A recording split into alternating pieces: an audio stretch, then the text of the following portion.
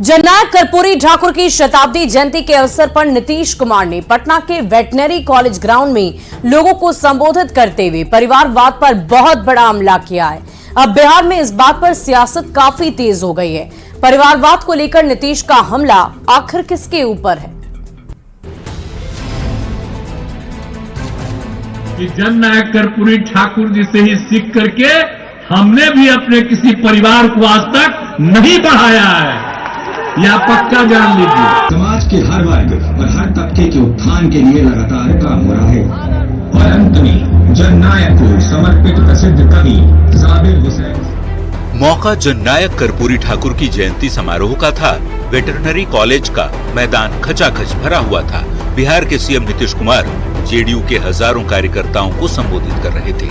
इसी मंच से नीतीश कुमार ने परिवारवाद पर बड़ा हमला बोला।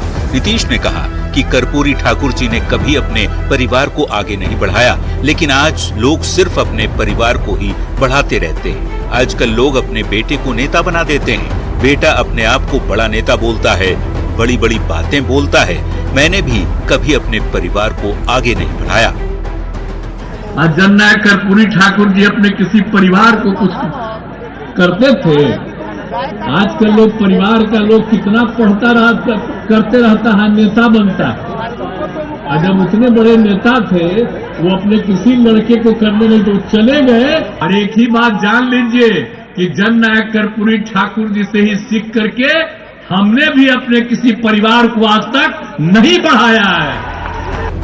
नीतीश कुमार के बयान के बाद बिहार में इस बात पर सियासत तेज हो गई कि परिवारवाद के बहाने नीतीश का निशाना किसकी तरफ है। सियासी दलों के नेता अपने अपने हिसाब से बयान दे रहे हैं। केंद्रीय मंत्री और राष्ट्रीय लोक जनशक्ति पार्टी के नेता पशुपति पारस का तो साफ कहना है कि नीतीश का निशाना सीधे लालू फैमिली पर है।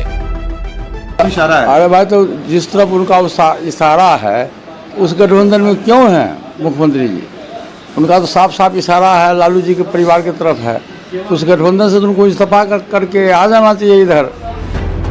बीजेपी प्रवक्ता कुंतल कृष्ण ने भी लालू फैमिली पर ही प्रहार किया। साथ ही नीतीश कुमार पर तंज कसते हुए कहा कि परिवारवाद से परहेज है तो लालू परिवार के साथ क्यों है।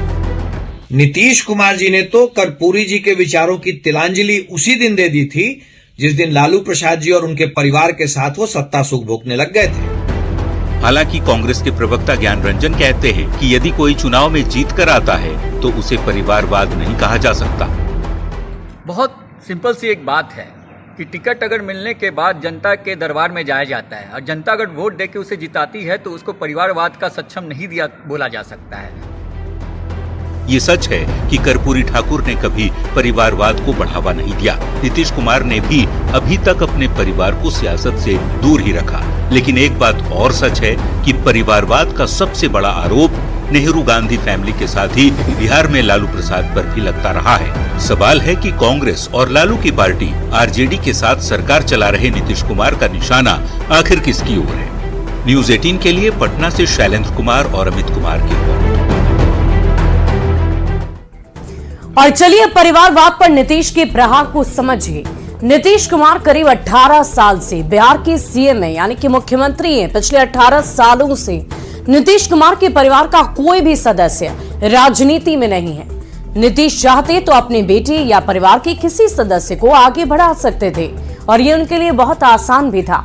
जैसे कि आरजेडी प्रमुख लालू प्रसाद ने अपने परिवार को आगे बढ़ाया, यूपी में मुलायम सिंह यादव ने अपने परिवार को आगे बढ़ाया और पश्चिम बंगाल में ममता बनर्जी अपने भतीजे को आगे बढ़ा रही है।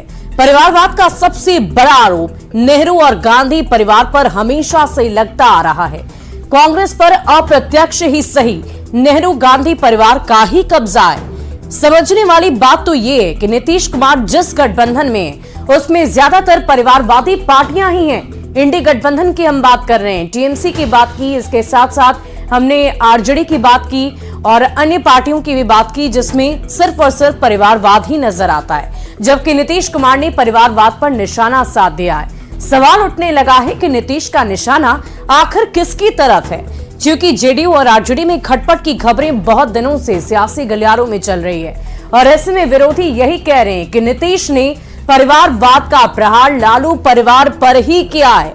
तो अब देखने वाली बात होगी कि क्या वाकई ये प्रहार सिर्फ और सिर्फ लालू परिवार के ऊपर है या यूं ही सियासी बयानबाजी उनकी तरफ से की गई है, क्योंकि कहा तो ये भी जाता है कि सियासत में कोई भी बयान, कोई भी मुलाकात, कोई भी बात यूं ही नहीं कही जाती है। हर बयान के कुछ ना कुछ मायने जरूर होते हैं।